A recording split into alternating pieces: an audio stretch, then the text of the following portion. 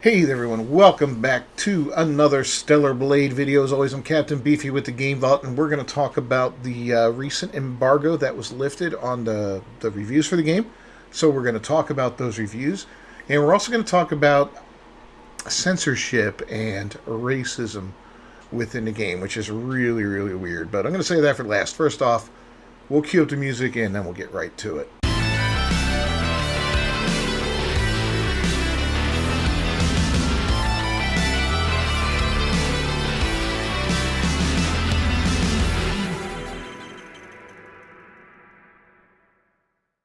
Okay, so right off the bat, we are looking at a solid 82 on the Metacritic score right now, with well over 100 reviews so far, which is really nice. 80s are nice.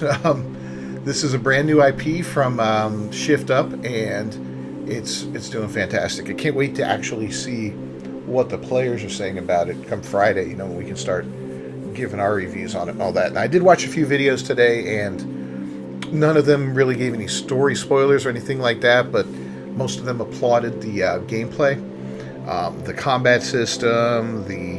There were some criticisms that seemed to be kind of across the board. One of them being like some of the larger, more open areas were a little bit barren in a way, and that more texture was given to the creatures and the characters than like the ground and all that. But this is an action, combat game, so that's kind of passable. I mean, you're not really looking at the ground in combat. You're jumping, you're parrying, you're dodging, you're using your light attack and your heavy attacks and trying to get combos strung up together.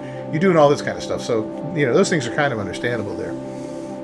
But yeah, overall, it's been very, very well received. Eurogamer Germany here says, much seems familiar and somehow a tad uniform, but a strong combat system, excellent boss fights, and exciting scenario. The motivating environmental exploration and many well thought out ideas make Stellar Blade an excellent solo adventure. So that's nice to hear. Impulse Gamer says, if you're seeking a challenging yet rewarding third-person action game, this title hits the mark, and more than likely, Game of the Year. Wow, that's some big words there. And then we go to Game Spew here. More than just a Souls-like with a protagonist to serve as eye candy, Stellar Blade has far surpassed our expectations, offering varied gameplay, outstanding visuals, a sublime soundtrack, and an engaging story. It's a must-play for action game fans. Now, I'm not a big fan of Souls-like games. My first real exposure to it was probably Elden Ring. I never really played Dark Souls much, or Bloodborne, or any of that kind of stuff. I'm 54 years old, so I'm a little old to play those games successfully, especially games as unforgiving as the Dark Souls games or Elden Ring. I just don't have the reflexes I had 30, 40 years ago. You know what I'm saying? It's tough. When you get older, you got to kind of adjust. Maybe in another 10, 15 years, I'll be playing checkers on the PlayStation, and that's about it. Who knows? But for now, this looks like a game that's going to go right up my alley. I hear a lot of comparisons to games like God of War, Nier Automata, or whatever it's called, as well as a few other games, and it all sounds good. It looks good. The reviews have been great and all that, so I'm really looking forward to hopping into this game on Friday and getting my ass kicked and learning how to control this character and play. I went through the demo, had fun with that. It was challenging for sure. The boss fight was challenging and all that. But yeah, God, man, it looks great. It looks absolutely great. Let's look at some of the negative reviews, or not the negative, but the mixed ones here, and see what they're all about. GLHF on Sports Illustrated states, I often found myself lost for hours in the world of Stellar Blade, but I was also pining for what the game could have been. The world building is excellent, but the dialogue is not up to the same standard, and the story's illusion of choice funnels you down the same path. There's a lot of promise here, but it fails to convert that into excellence. Now, I heard there were multiple endings for the game, so maybe they don't understand that, or whatever, or maybe it only felt that way. I don't know. I'll be interested to see when I'm able to play this game and see what that's about. The Sixth Axis says, Stellar Blade is a pretty enjoyable game to swing your hairband sword at, as long as you don't mind the obvious sexualization. Here we go. There's a few rough areas, but nothing to spoil things overall, and there's plenty of interesting story to uncover as you fight your way through giant monsters with circular saws for heads and weird tentacles for legs. I gotta tell you, the creature design, from what I've seen, has been top-notch. Very strange, very unique, very weird looking creatures. Games Radar Plus. Stellar Blade is more ambitious and varied than expected, but also about as clunky as expected, resulting in a stilted action RPG with a level of jank that you just have to accept. Meet it on its terms and either tune out or embrace the odd sexual veneer. It's a solid 20 to 30 hours of fun. Here we go with the sexual veneer again. What's going on? You know, I don't know. Player 2, 67. This is the lowest one. No, Video Gamer's down there too. Let's go to these two lowest ones. While discussion is sure to be dominated by the sexualization of the lead character Eve, looking past that, Stellar Blade provides a solid action experience for fans of the Souls-like genre. And Video Gamer, if you just take the combat and the music from Stellar Blade, you've got a fantastic game. Sadly, that is not the whole package. That doesn't make any sense. You know, but again, everybody likes to talk about the sexualization of the character in Eve and all that, you know. And it's quite funny because I don't know when games journalists and developers and all that became such weak people. You know, they're horrible now. They're absolutely despicable.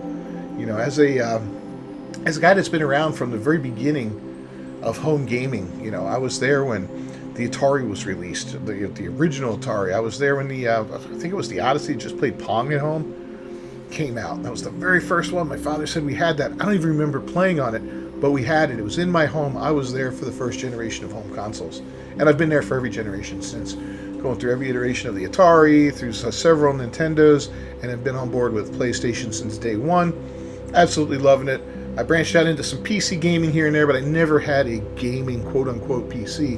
And that's my goal this year, is to build one of those, because I obviously can't wait to try something like that, you know, just to really fully experience gaming in that regard.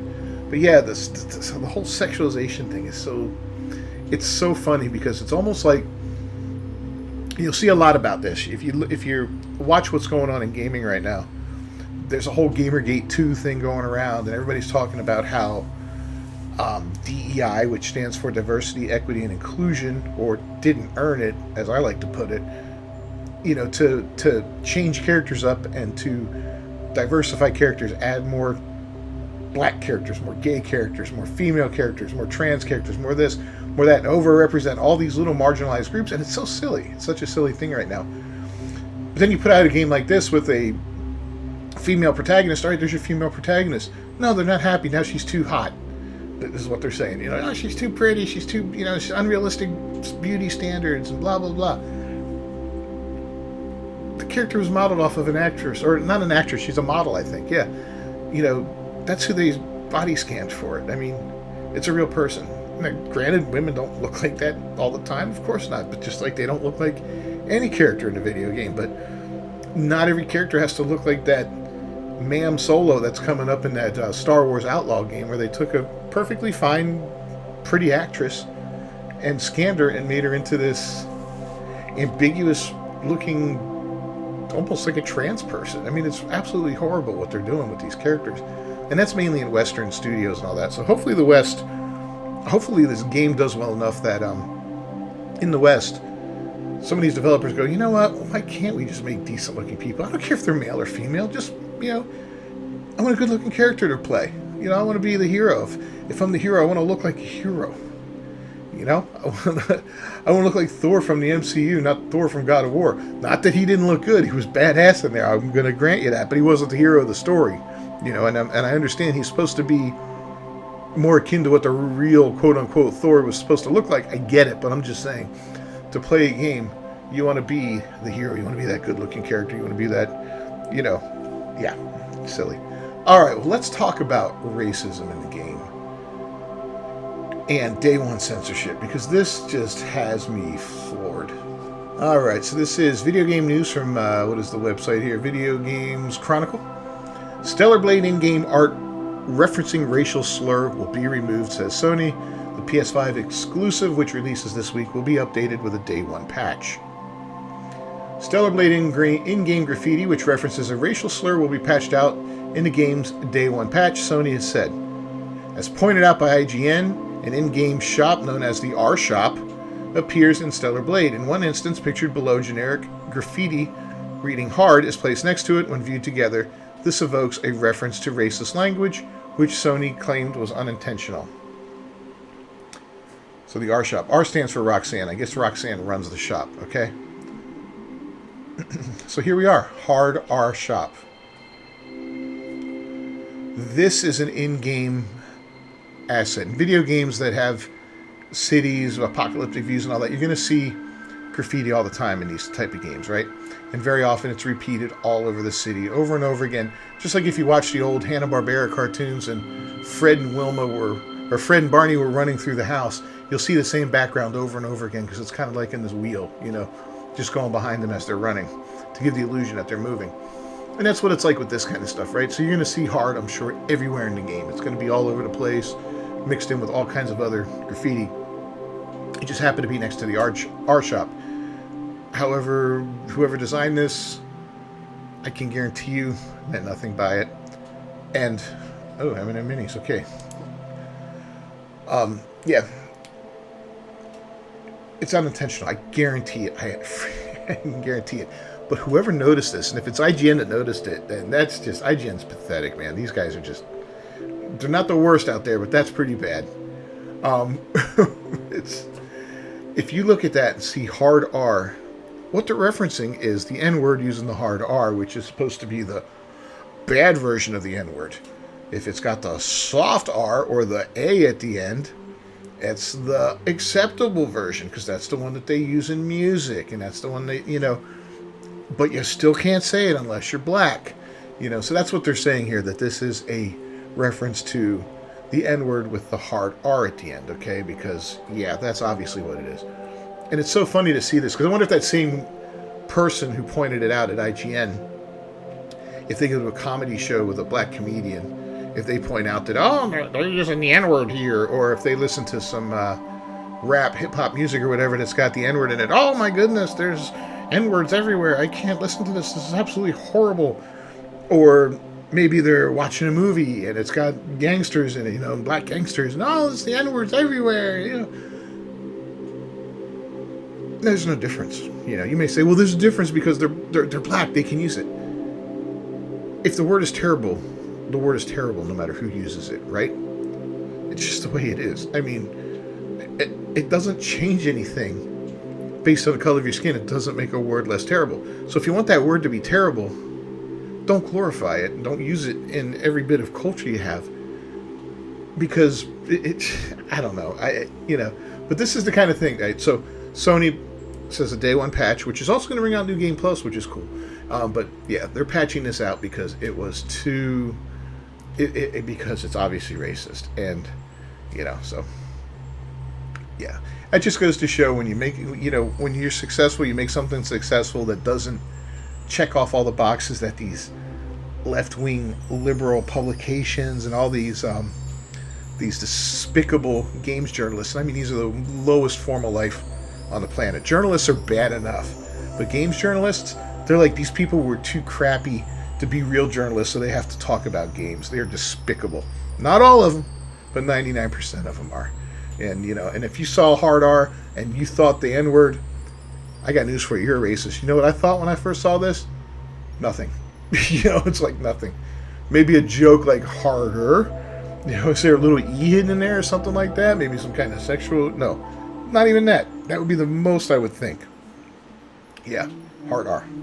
So anyway, looking forward to this game coming out. I think it releases midnight tonight, if I'm not mistaken. I've got it pre-ordered. I'll have to check. It's already downloaded. It'll just give me that timer telling you how long before you can play it. I'm looking forward to it, though. It should be a load of fun.